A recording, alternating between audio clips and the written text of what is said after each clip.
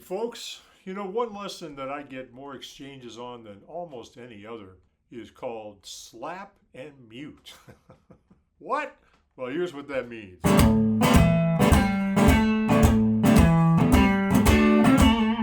Woo!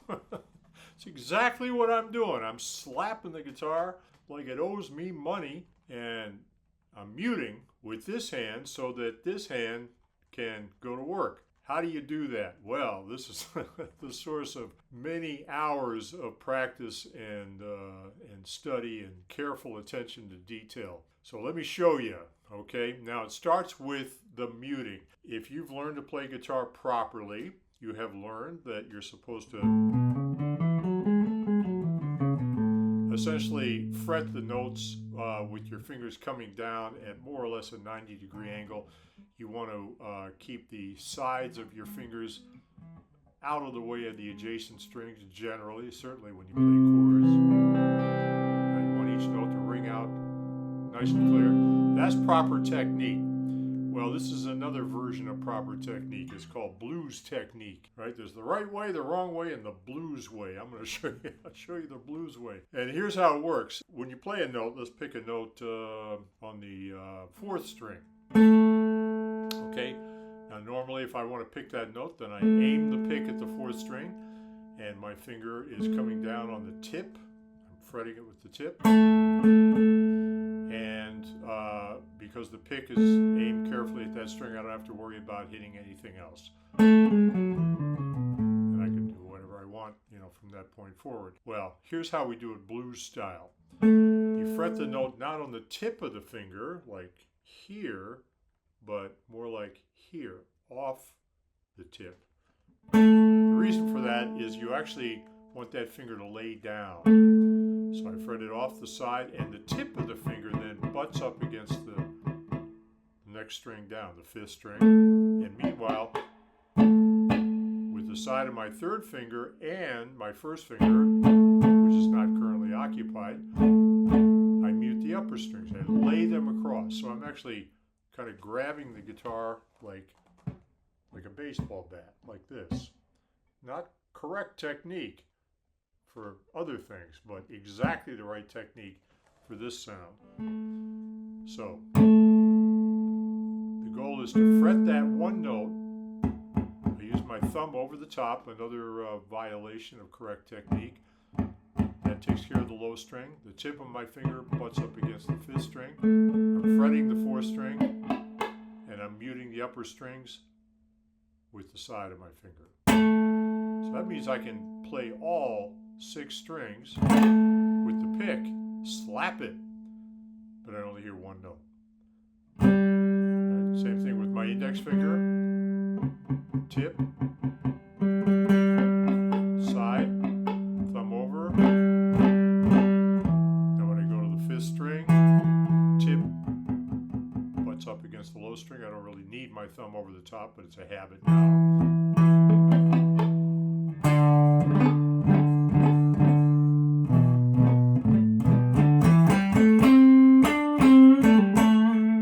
So you develop that fingering technique, which is basically muting with your fretting hand.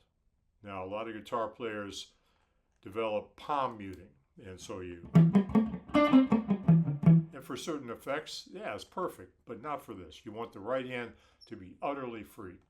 So step 1 is to develop that fingering style, fretting style, where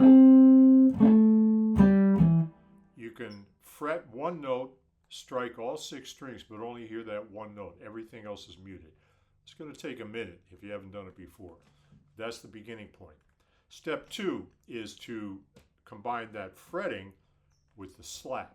And I mean slap it. I mean hit it as hard as you can.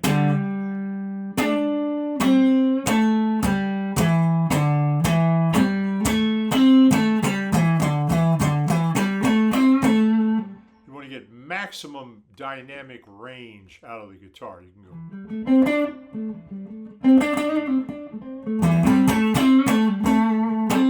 right?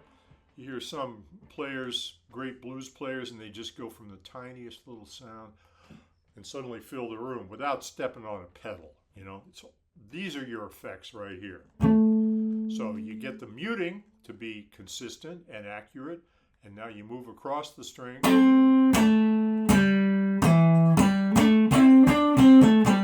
Now I'm using my first and third fingers over here, but I can use my second finger. Rarely use my fourth finger for any of that stuff. These are the power trio right here. Mainly the first and third. All right, so you get it to where you can slap the strings and only hear that one note. Then let's come up with a riff. Simple riff. First finger, third finger, first finger, third finger.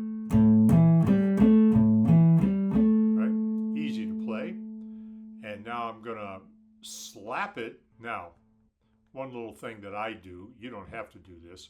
I use my thumb to fret the bottom note and mute everything else with my third finger, mainly just laying across the strings. You can also use your index finger to fret the bottom note. Now you want to play that riff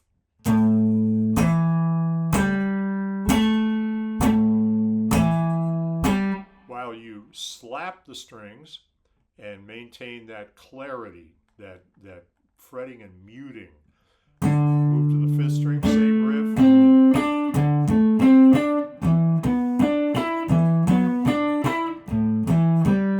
Now, another key ingredient here is to play those notes with legato technique.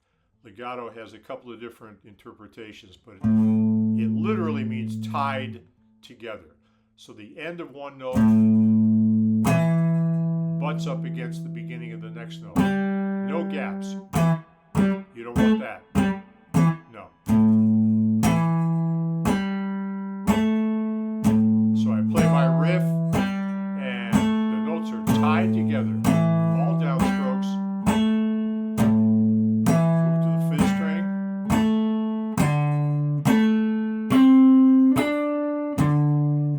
And so on, right? Now, here's the tricky part. As if the rest of it isn't tricky, right? Add the upstroke. Now, the upstroke is what gives it the shuffle. So, when you're playing rhythm in general, I talk about this all the time. This is your drummer. We are harmonizing the drums. So, you move your right hand in that shuffle pattern. And now I'm going to play the riff, and I'm going to add the upstrokes. Now, here's the trick. I play the bottom note, and then I add the upstroke, and it's all muted. I don't hear any notes on the upstroke. It's note, muted.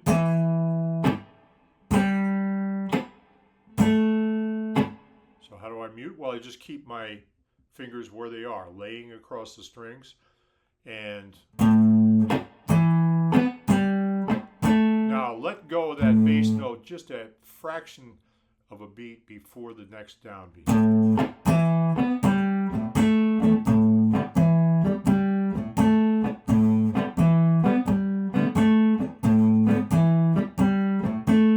Right? Now the upbeat is strictly muted, but I don't want it to be too loud, like not like that. The upbeat almost fades into the background. So I dig in on the way down, slap it, and then kind of drag it across the strings on the upstroke gently.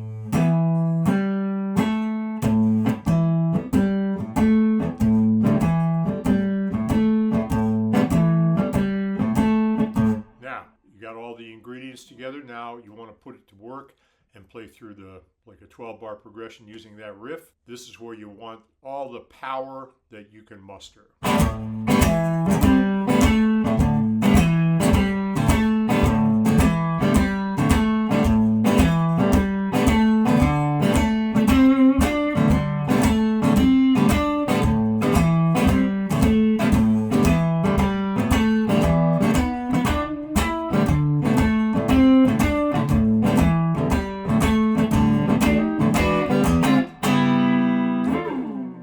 Mercy!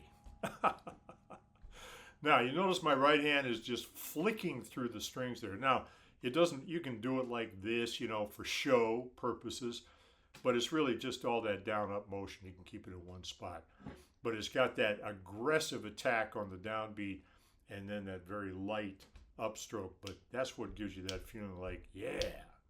So that's how you get that big sound. It's aggressive relaxation, power that comes from control and energy. You get this partnership working, you can play anything you want. You don't need a bunch of effects. These are your effects.